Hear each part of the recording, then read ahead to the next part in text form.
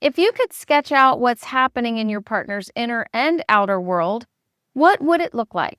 That's what an empathy map helps you do. So why does this matter in recovery? Because betrayal trauma changes the way your partner's body and mind responds to the world. Their nervous system is scanning for safety all the time. An empathy map keeps you curious instead of defensive. Instead of thinking, why are they reacting like this? You begin to wonder what's happening for them right now and how can I meet them in it? Here's how it works.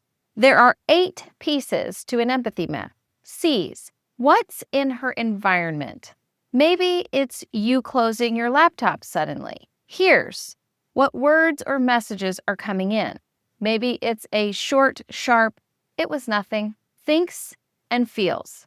What might she be telling herself? What emotions might be rising up? Fear of being lied to, panic, anger, sadness, says and does.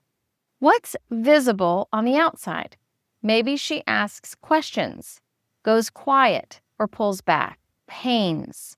What hurts the most here? The loss of safety, the broken trust. Needs. What would help her feel safer? Maybe more transparency, a calm explanation, or consistency. Triggers. People, occasions, or places that bring the pain to the surface.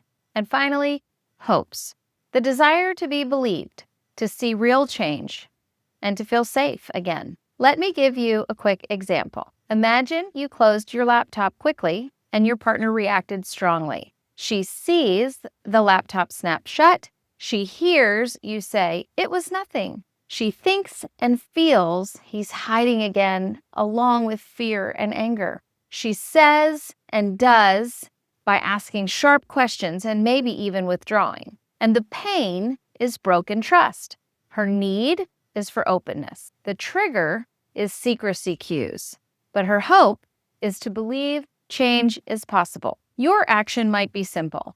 I'll leave my screen open when I finish. And if I need privacy, I'll let you know why. And then we can talk about it. That's empathy mapping. It takes what feels confusing or overwhelming and it puts it into a clear picture that you can work with.